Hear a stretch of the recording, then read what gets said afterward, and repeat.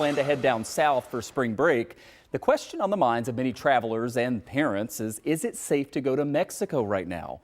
These concerns bubbling up at the moment after 2 Americans were recently killed in a violent kidnapping in northern Mexico. AAA says more and more Americans are heading out of the country for spring break. International bookings up 30% compared to last year. Cancun, Riviera Maya, and Mexico City top the list of destinations to that country. And the data researcher site Statista reported that nearly 29 million Americans traveled to Mexico in 2021. The numbers have gotten even bigger. As for that safety question, though, Mexico is obviously a big country, and the answer really depends on where you're headed. There are 32 different states in Mexico, and the U.S. State Department issues separate travel advisories for each one. It's kind of a ranking 1 through 4 and color-coded. The lightest color on here is essentially normal, but only 2 states fall into that. There is an increased risk in all of the others, and level 4, those colored in red, are the most dangerous. The State Department says do not travel there. In Cancun and Riviera Maya down here, the U.S. government just advises increased caution. Same warning for Cabo out on the west coast. But it's in the area in northern Mexico where those Americans were killed. That's in this state here in red. And again, the State Department says do not travel to that area. Generally speaking, kidnappings in Mexico are rare, but CNN correspondent Gustavo Valdez explained how there is still this element of risk. Typically, Americans are safe as long as they are there during the day.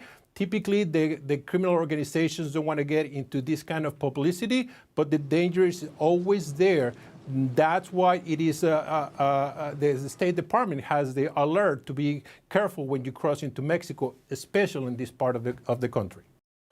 Joining us live right now to talk about this is Renee Pilley. She is a senior travel advisor with AAA of Western and Central New York, works out of the Amherst office. Certainly appreciate you taking some time for us. And when you look at the State Department's website, it says violent crimes like homicide, kidnapping are actually widespread and common in Mexico, but it really does depend on where you're going in that big country.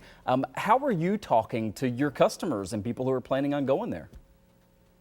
Thank you, Michael. Well, we usually tell people when they're traveling to Mexico, as you stated, it's a large country. I mean, 32 states, they have a lot of different areas.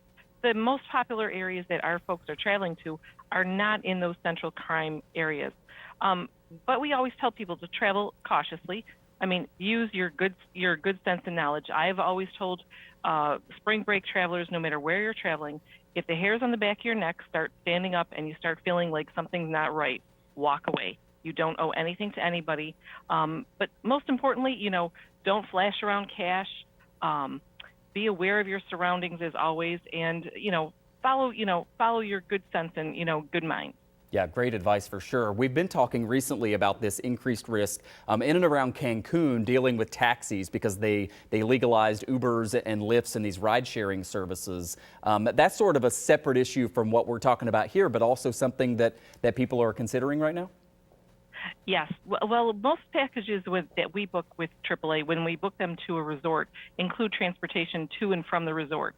So it's not something that is a general thing that people are using, but when they take the separate transfers off of the resort to go to different destinations, we always recommend booking your tours either prior to or even when you're at the resort or even on a cruise ship, booking them with the actual cruise company or the tour company or the resort that you're staying at, because that's a known company that they're working with. Don't book something with someone walking on the beach, wishing, giving you a great deal for something like that, for a tour going to the Mayan ruins. That's not a smart way to travel. Yeah, I've only got about 30 seconds left, but I know the U.S. government also recommends that people sign up for this STEP program. What is that, and what we should know about how you sign up for that? So the STEP program, and I have to look at this because I have to make sure I'm saying it right. It's the Safe Traveler Enrollment Program. So before departing, which allows the U.S. to know where you're going and to send you security updates.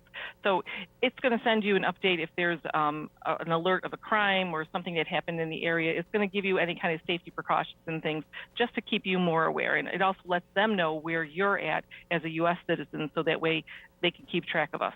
Yeah, it makes a lot of sense. And definitely a good idea. Renee Pilley is Senior Travel Advisor for AAA of Western and Central New York. Thanks so much for sharing some of your evening with us. Oh, you're very welcome. Thank you. You bet.